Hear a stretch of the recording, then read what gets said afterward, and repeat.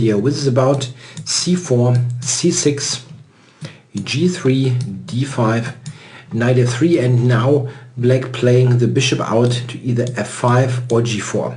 He can develop the bishop here on move 3 or on move 4 after the insertion of those moves. It's a little bit different actually, yeah, those two move orders. Is there something else that black can do? Yeah, black can actually deviate here. Theoretically speaking, he can go e5 here and transpose to c4, e5, but we know that already, and it's a fairly uncommon move order. So most of the time they will go d5. And now I want to emphasize again, knight f3 is the most sound move order. On bishop g2, e5 is a little bit of an annoyance. Taking and d4 is playable, but after e4 I don't like white's position that much with this bishop looking at this pawn. So I would go for knight f3 here. Yeah, and now on move 3 black can develop the bishops. We should start with bishop f5. This is actually easier here to handle. White should continue queen to b3. Yeah, we will continue in the same vein as we do with knight f6 and bishop g2 inserted. Here black usually plays queen to b6, queen to c8 is also possible. After takes, this pawn is not hanging because, oops, this is hanging as well. But after knight c3, white will get a good position. We reach a position, let's put a couple of moves on the board. This position can be reached by in the bishop f5 setup with knight f6, bishop g2 inserted, and will be something that we look at later. So don't worry about that one. Queen to b6 is the more common choice. Yeah, and here white has a very convenient choice. He can play d3, and this would very likely transpose to our recipe against bishop f5 on move 4 with knight f6, bishop g2 inserted. Or you can try to exploit this move order by taking on d5. This is actually a very tempting option because after queen b3, ab3, we have set a very funny trap. If black now decides to get rid of the knight, which often can be annoying, white has this funny intermediate move d takes c6. This is very, very nice. What is the point? Okay, if black takes it, then we are just a pawn up after rook b1. So bishop e4 must be the move. And well, here white has a winning tactic. Oops. This is the kind of move you want to play in an open event, let's say, if you want basically a point and a rest day at the same time. Yeah, very, very nice. Yeah, takes and c7, and the pawn has a deadly double threat. Yeah, of course this is not forced. Yeah, after a takes, black will probably just recapture, and after knight c3 and knight b5 we have a very good position. So this is my actual recommendation, but if you are somewhat on the lazy side, there's nothing particularly wrong with playing d3. So this is bishop f5 on move 3. It's not a big deal, really. It will transpose most of the time, or is slightly worse than bishop f5 one move later. The move bishop g4, however, on move 3 is a different kind of animal. This is actually quite different than the situation with knight f6 and bishop g2 inserted. For comparison's sake, here we play knight e5. And this is very important. Then bishop now has to react some way, unless black really wants to give up the bishop pair for no particular reason. In the position one move early, let's jump back, knight e5 is completely pointless because a subsequent f6 will kick the knight back, and black then will get a big center. So this is not a good move at all. The natural move, of course, is just to play bishop g2, also preventing the double pawn on f3. And now black, of course, could transpose with knight f6. Again, we go knight e5. But most of the time they play e6. A move that is not so great is knight d7. Looks quite normal, but it's not well timed. After takes, knight c3, e6, and now queen b3, this is not an ideal scenario for black. Yeah, the pawn is hanging on b7, and the natural defense, queen to b6, after queen b6 is quite a problem for black. Knight b6, knight b5, so he has to take with the a pawn, and here after knight d4 and knight coming to b5, this is a very comfortable position for white. This pawn structure is pretty ugly, and we have g4, f4 to harass this bishop. Very comfortable for white. So the best move actually is e6 in this position. So black is very flexible with his knights. Here my recommendation is to just take on d5. This is a keep it simple approach. You can try more sophisticated things. For example, you could castle here, let's say knight f6 and play queen to b3. If you don't like my approach with cd5, which I think is a fairly straightforward option, then this can be an alternative. These positions here are complicated and also quite interesting. But I think that it's an easy way forward to just take on d5. Black now should avoid the simple recapture due to queen a4. Okay. And also e takes d5. Well, that's not comparable in quality with c takes d5, of course, but I think it's very comfortable for white. We get a pawn structure that is just easier to handle for the white player. We play d3 and we play queen to b3, attacking this pawn, queen b6, and we step back. This is a maneuver that we have seen in other variations as well. In a couple of moves we'll see the idea bishop e3 will win the tempo. Yeah, I played this moves out now very quickly. It's actually difficult to analyze this kind of thing because many possible moves can be played. The idea is to put up a position like that, yeah, with e4, f4. In fact, this particular position is already very, very good for white, as he has far more central control and black lacks a clear plan badly. So I think after c takes d5, if we jump back, black's best move is to take on f3. Bishop takes, and now take with the c pawn.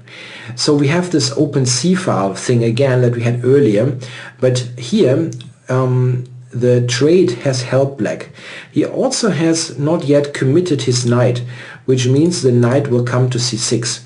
It's a far better square in an open c file structure than on d7. So like this, and now white has a choice. He can play with d3. I can show you some sample moves. Yeah, like this for example. And I think here black is very solid, but white has the bishop pair. He can long-term try to exploit this this little asset that he has. I think this is between equal and a very, very slight edge for the white player. The same applies move d4, which is my main recommendation. Here white plays with e3 and just with bishop d2. This kind of setup has been tested quite a bit on a high level, and white has won a couple of games and basically never lost. However, it is very, very solid for black. It's very clear that in the symmetrical pawn structure, and it is almost entirely symmetrical, there can never be something absolutely outstanding going on quickly, but white can try slowly to try to push this forward. Yeah, this is a possible continuation up to move 16.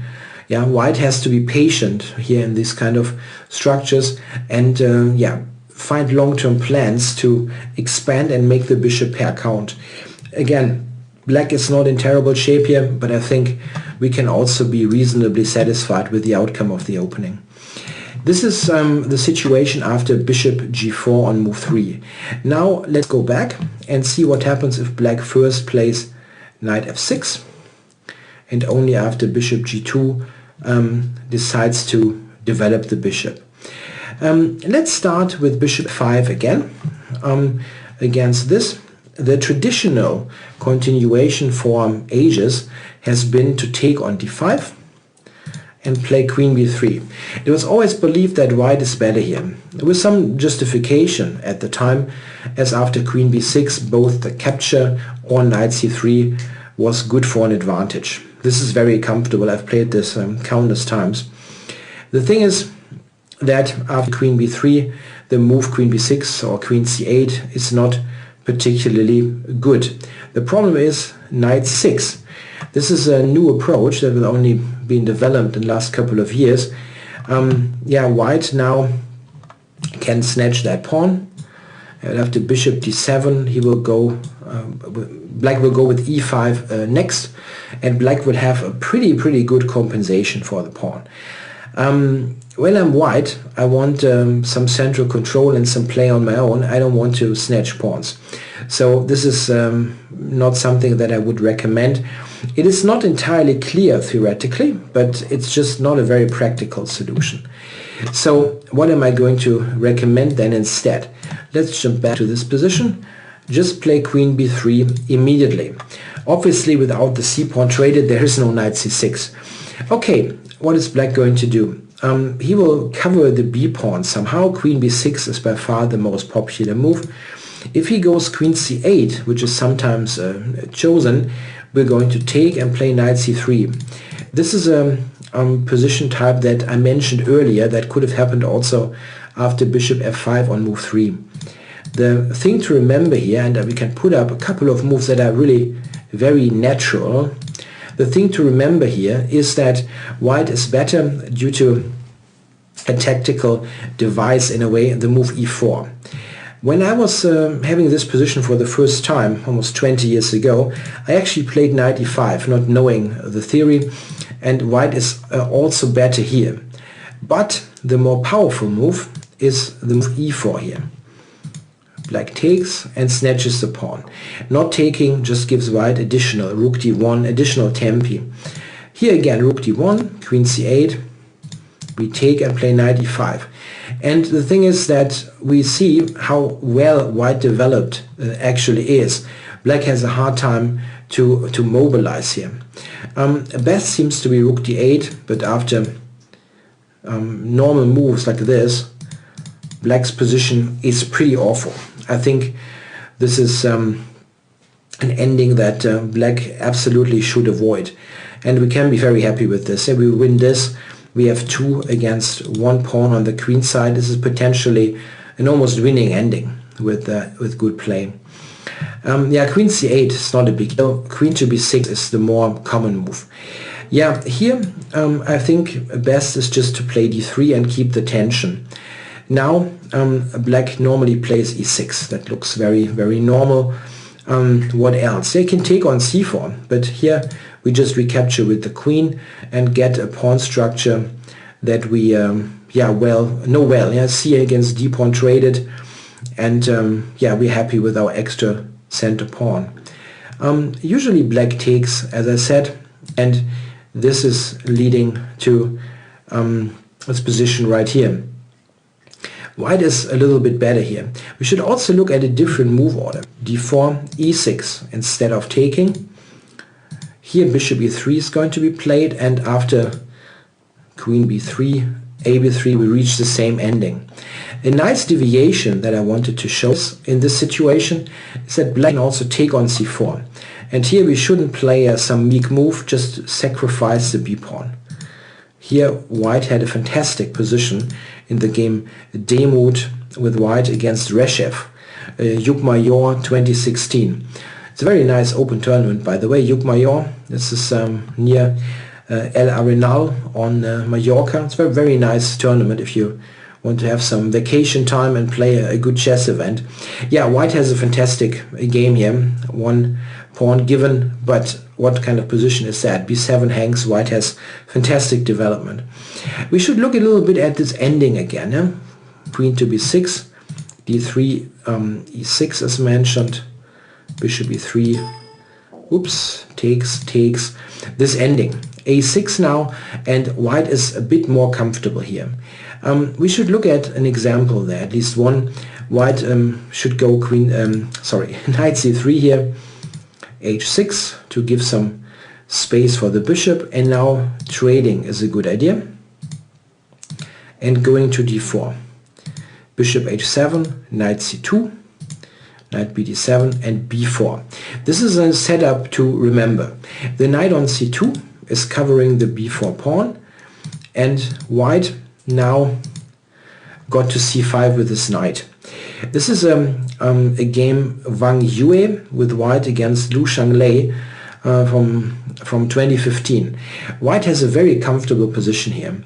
This queenside setup is very nice. Black's pawns are totally frozen, they cannot move, and white long term can try to put e4 into motion and then f4. Note that the h7 bishop is pretty passive. Wang Yue won a very nice game here with the white pieces.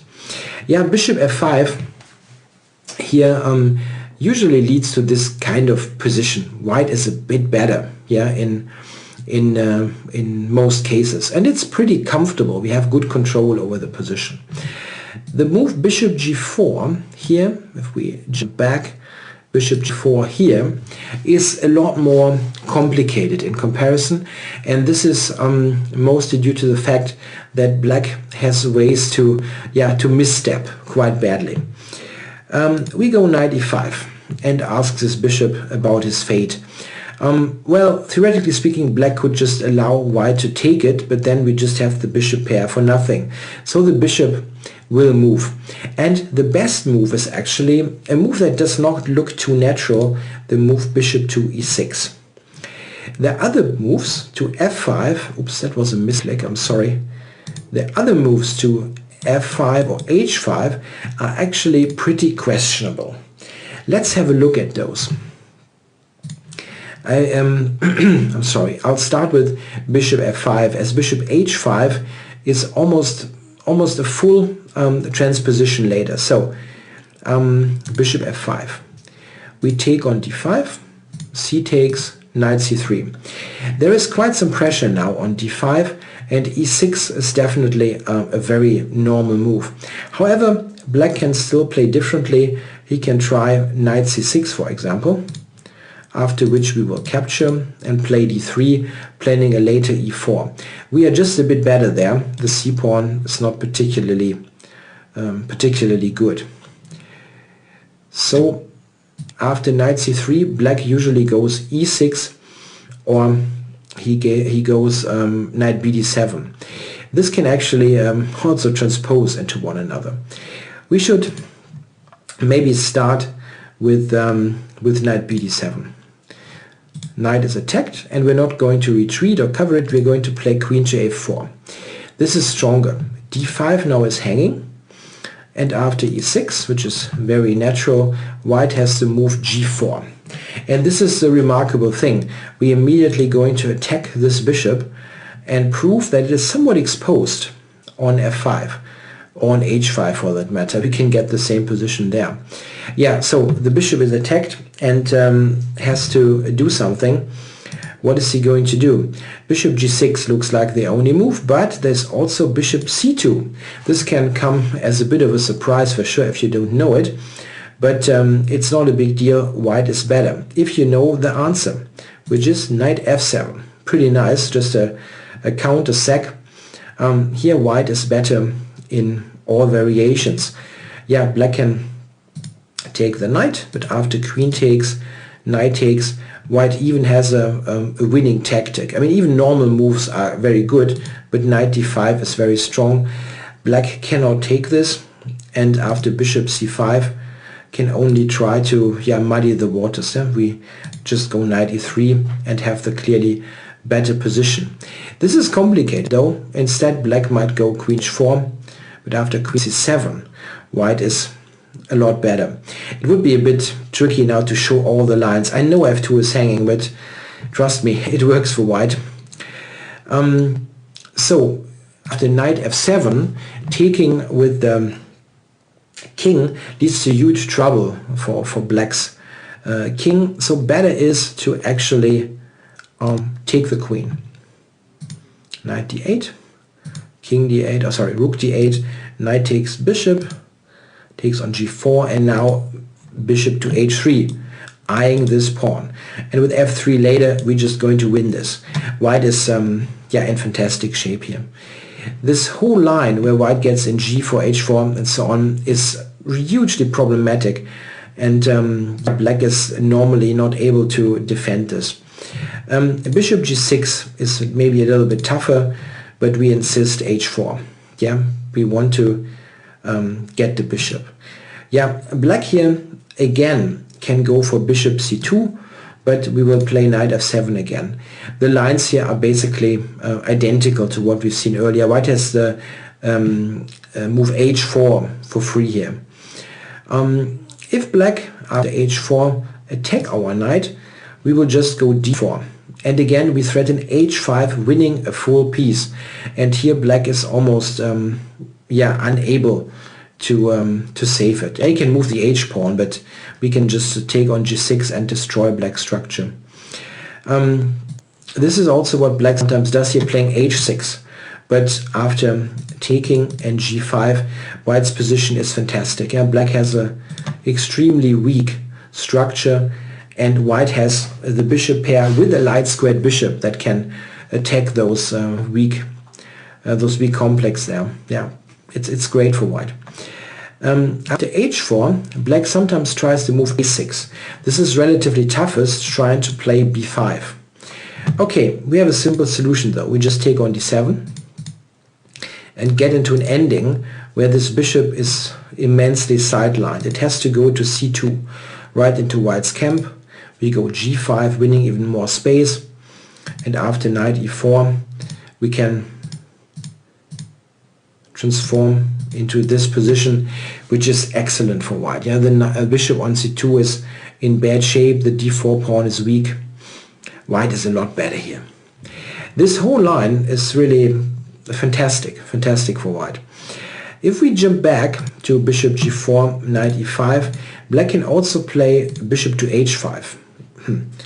Well, I should click on this then. Bishop to h5.